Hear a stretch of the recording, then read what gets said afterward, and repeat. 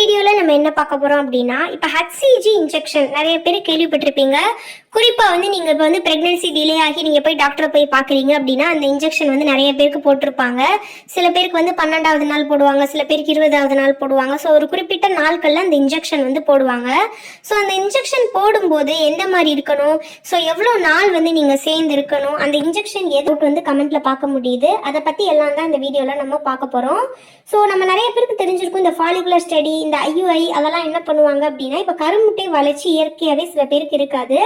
Mostly பார்த்தீங்கன்னா பெண்களுக்கு பார்த்தீங்கன்னா பீரியடான ஒரு 4-5 நாள்ல இருந்தே அடுத்த சைக்கிள்குரிய கருமுட்டை கொஞ்சம் கொஞ்சமாக வளர ஆரம்பிச்சிடும். ஸோ ஒரு குறிப்பிட்ட வளர்ந்து வளர்ந்து வளர்ந்து அவங்க ஓவலேஷன் நாள் அப்படின்னு சொல்லக்கூடிய அந்த மந்த் மிடில் ஒரு 14-15ஆம் தேதி போல பார்த்தீங்கன்னா அது ஒரு குறிப்பிட்ட அளவு வளர்ந்துருக்கணும். ஒரு 18 ஒரு 20 ஒரு 17 அந்த மாதிரி ஓரளவு பார்த்தீங்கன்னா ஒரு 16லேருந்து ஒரு 22 அந்த எக்கு வளர்ந்துருக்கணும். அந்த மாதிரி வளர்ந்ததுக்கு அப்புறம் பார்த்தீங்கன்னா அந்த எக்கு சில பேருக்கு வெடிக்க முடியாமல் போயிடும். சில பேருக்கு பார்த்தீங்கன்னா அந்த கருமுட்டை வளர்றதுலேயே பிரச்சனை இருக்கும். அப்படி இருக்கப்போ அந்த டாக்டர் என்ன பண்ணுவாங்க, இப்போ நீங்கள் பிரெக்னன்சிக்கு டிலே ஃபர்ஸ்ட் டைம் போகிறப்ப அவங்க நீங்கள் பீரியட்ஸ் ஆகி வாங்க, பீரியட் ஆனோன்னா நீங்கள் ஒரு 2 நாளில் வாங்கன்னு சொல்லிட்டு உங்களுக்கு கருமுட்டை வளர்ச்சிக்குரிய டேப்லெட்ஸ் கொடுப்பாங்க. நிறைய விதமான டேப்லெட் இருக்கு. ஸோ அந்த டேப்லெட்ஸ் ஒரு 5-6 நாள் போட சொல்லிட்டு உங்களை அனுப்பிச்சி விட்ருவாங்க. திரும்ப வரும்போது ஸ்கேன் பார்ப்பாங்க, அந்த கருமுட்டை எவ்வளோ வளர்ந்துருக்கு அப்படின்னு பார்ப்பாங்க.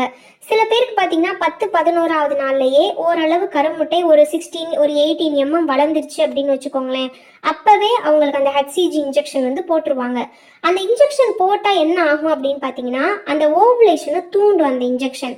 ஸோ ஓவரியிலேருந்து அந்த கருமுட்டை வளர்ந்துருச்சு, பட் ஆனால் அது வெடிக்க முடியலை, அவங்களுக்கு வெடிக்கிற தன்மை இல்லை.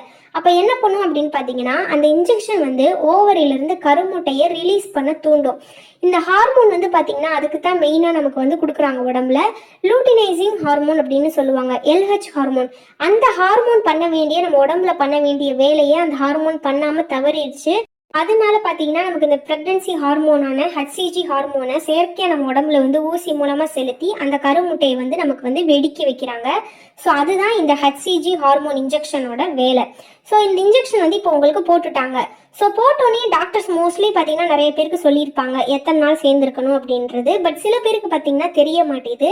அந்த இன்ஜெக்ஷன் போட்டு ஆவரேஜாக 24லேருந்து 36 மணி நேரத்துக்குள்ளே அந்த கருமுட்டை வெடித்து வெளியே வந்துடும். டியூபுக்கு ப்ரெக்னன்சிக்கு ரெடியாகி வந்துடும். ஸோ எப்போ அப்போ சேர்ந்துருக்குது அப்படின்னு பார்த்தீங்கன்னா, இப்போ நீங்கள் ஒரு காலையில் அந்த இன்ஜெக்ஷன் போடுறீங்க, ஒரு 12 மணி 1 மணிக்கு மத்தியானம்.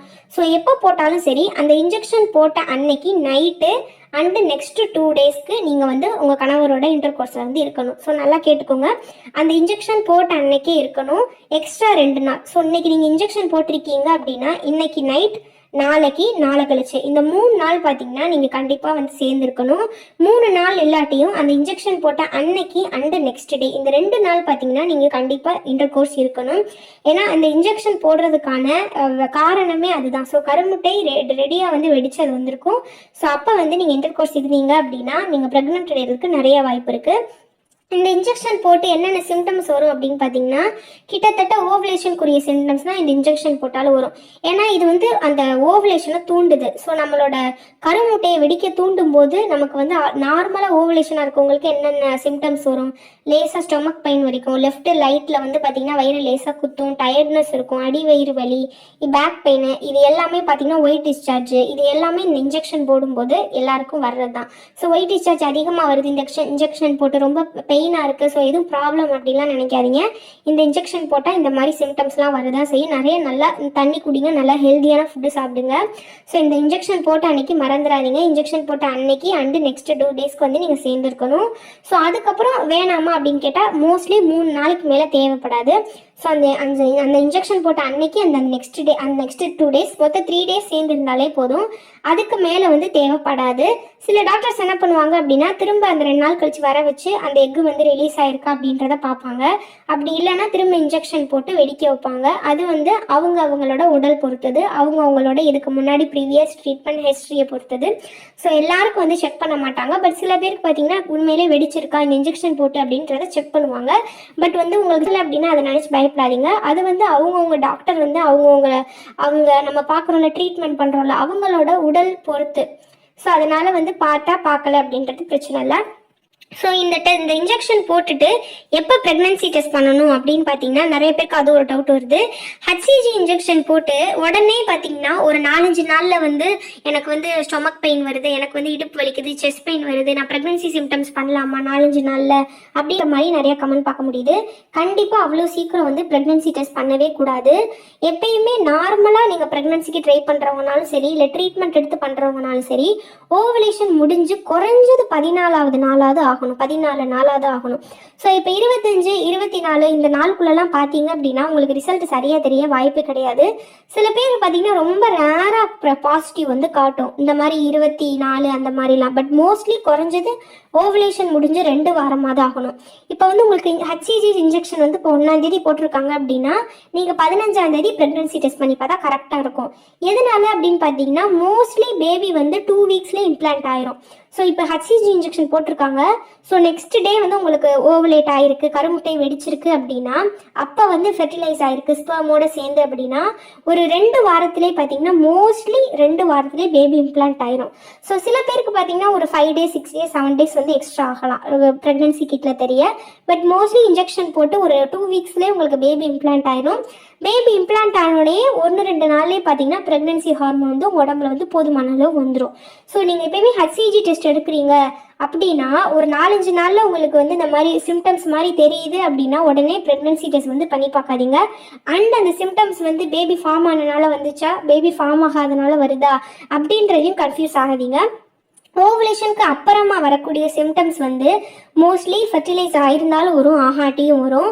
ஸோ வந்து நீங்கள் உடனே இன்ஜெக்ஷன் போட்டு ஒரு 4-5 நாள்லேயே ஸ்டொமக் பெயின் வருது, செஸ்ட் பெயின் வருது அப்படின்ற மாதிரி நீங்கள் வந்து ப்ரெக்னன்சி அப்படின்ட்டு உடனே டெஸ்ட் பண்ணி பார்க்க நினைக்காதீங்க.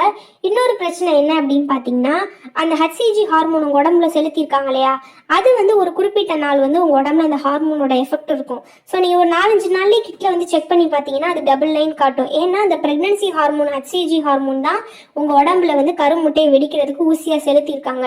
ஸோ நீங்கள் அப்போவே செக் பண்ணிங்கன்னா உங்களுக்கு 2 கோடு தான் காட்டும். பட் அது வந்து ஃபால்ஸு. உங்கள் ப்ரெக்னென்ட் உங்கள் பேபி இம்ப்ளான்ட் ஆனது மூலமாக உங்களுக்கு ஹச்சிஜி வந்து அது கிட்டில் காட்டினா தான் நீங்கள் பாசிட்டிவ். ஸோ அதனால தான் சொல்கிறேன், நீங்கள் ஹச்சிஜி இன்ஜெக்ஷன் போட்டு உங்களுக்கு ஓவலேஷன் நடக்க வச்சுருக்காங்க அப்படின்னா அட்லீஸ்ட் வந்து நீங்கள் 15 days வரைக்காவது வெயிட் பண்ணி 2 weeks ஒரு 14 நாள் கழிச்சு நீங்கள் வந்து ப்ரெக்னன்சி டெஸ்ட் வந்து ஒரு 4 hours யூரின் போகாமல் இருந்துட்டு பண்ணி பார்க்கலாம். ஸோ அதுக்கப்புறம் ஹச்சிஜி இன்ஜெக்ஷன் போட்டதுக்கப்புறம் என்ன மாதிரி ஒர்க் பண்ணணும், எப்படி இருக்கணும், அதை பற்றி எல்லாமே நான் இன்னொரு வீடியோவில் அப்லோட் பண்ணுறேன். இந்த வீடியோ எதுக்காக அப்படின்னு பார்த்தீங்கன்னா மெயினாக ஹச்சிஜி இன்ஜெக்ஷன் எதுக்காக போடுறாங்க அண்டு ஹச்சிஜி இன்ஜெக்ஷன் போட்டு எத்தனை நாளைக்கு இன்டர் கோர்ஸ் இருக்கணும் அப்படின்றதுனால தான். ஏன்னா ரீசெண்டாக நிறைய வீடியோஸ் வந்து இதை பற்றி பார்க்க முடியுது. கண்டிப்பாக இன்ஜெக்ஷன் போட்ட அன்னைக்கு அண்டு நெக்ஸ்ட் 2 days இருக்கணும்.